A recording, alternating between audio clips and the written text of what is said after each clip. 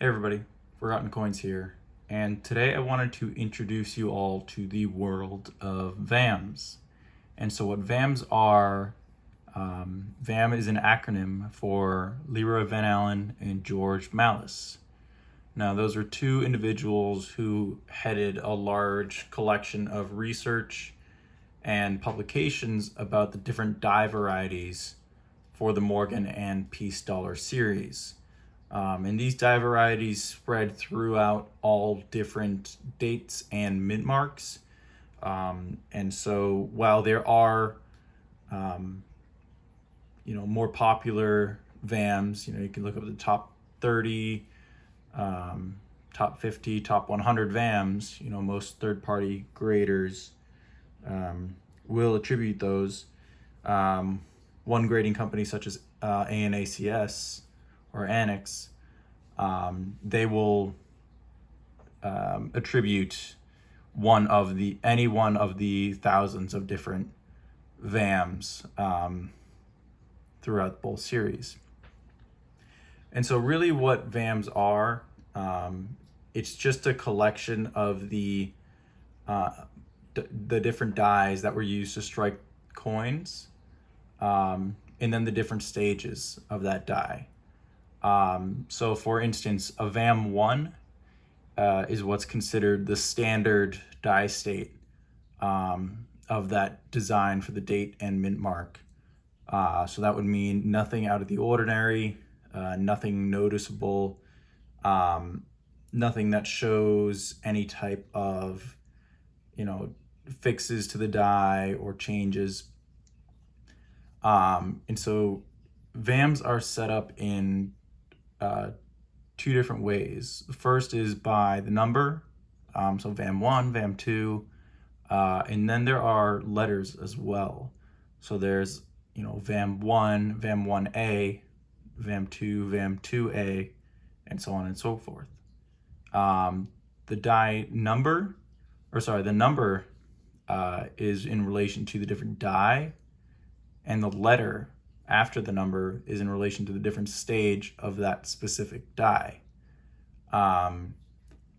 So while VAM 2 and VAM 3 are from two different dies, VAM 2 and VAM 2A are both from the same die, but VAM 2A is a later stage than VAM 2. And so this coin is a VAM 9B for the 1888 Morgan dollar. And so what that means is that VAM 9B, that one's called the high date counterclash neck. And so let's take a bit of a closer look at this coin. And if you look at, it's this website called VAM World, I'll link it in the description below. You'll be able to see what the different VAMs are and photographs to be able to compare and contrast your coin. And so this one basically has a higher date than what the standard VAM 1 would have. And another thing to note about VAMs is that they are sometimes extremely hard to pick out. Sometimes you need 15 or 20 times loops to be able to distinguish the different areas that would constitute a VAM. And so this one was again called high date counterclash neck. And so the other distinguishing point in not just the high date is that there's also this clashing here at the neck. Right by the neck and the jawline of Liberty, right in that corner, there is a line that is a clash from the wing on the reverse. It goes down towards that second star there. And you can actually see a bit of the clashing as well from the neck by the wing of the eagle, right from the center of the wing, in between the letters of In God. And then it also has some clashing from the back of the hair by the wreath. And so this is really cool. This is actually my introduction into VAMs. And so there are many different things that can constitute what is a VAM and what isn't a VAM. Things like doubling are definitely a different VAM. Significant die chips, die breaks, and die scratches have to be visible to the naked eye and like highly above the planchet, and they can't be thin or shallow.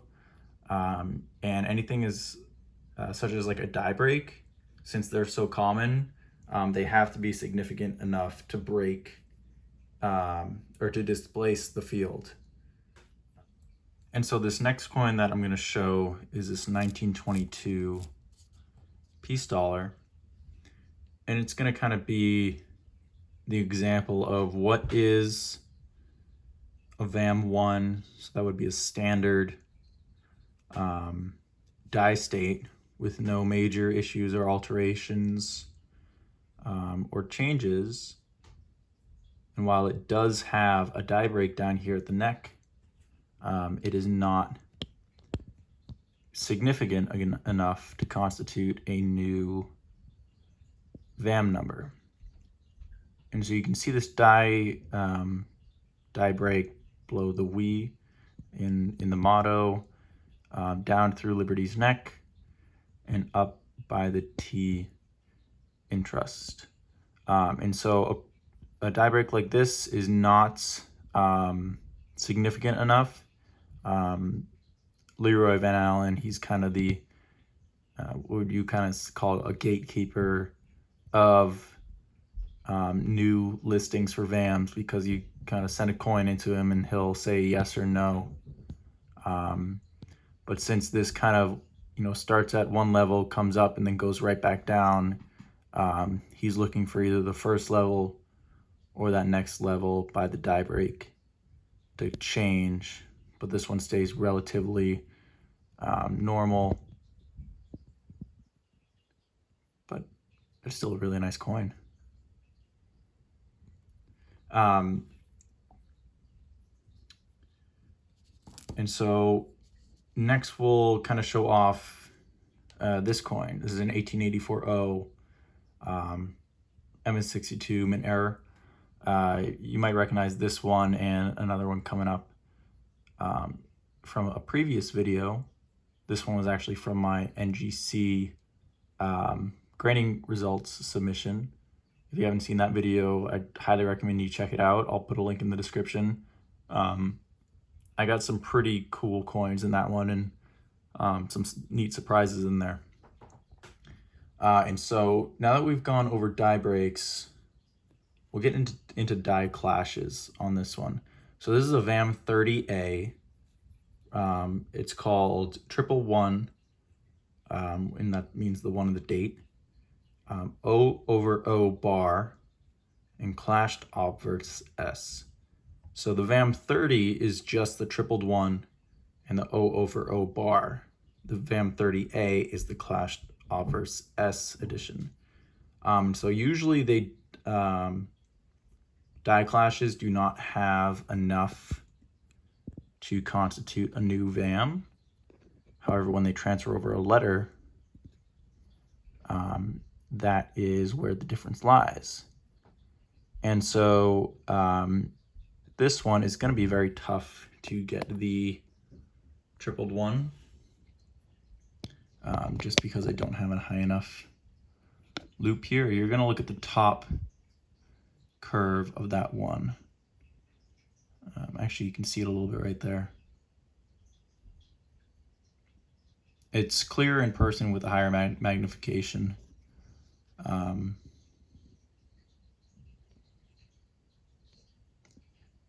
But so that is the portion for the 1/1. So let's take a look at the reverse and see what the O over O bar looks like. And so this one is actually in an over mint mark. So if you look at the center of the O,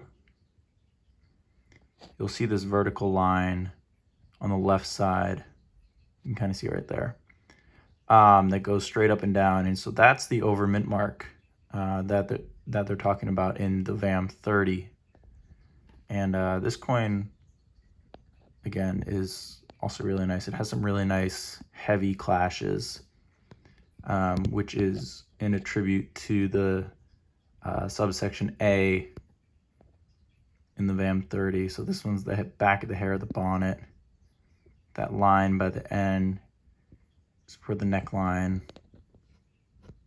You can see a little bit of the curvature in the face right by the top part of the wreath. That's actually the lips and the jaw or chin of Liberty. And so the clashed obverse S is going to be really, nearly impossible to get. But by the center of Liberty's neck, almost where it comes out to a bit of an Adam's apple, there's kind of a small clash from the N of In God We Trust. And then back here,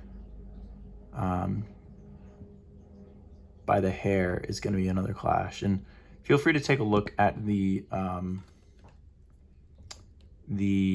different photos on VAMworld.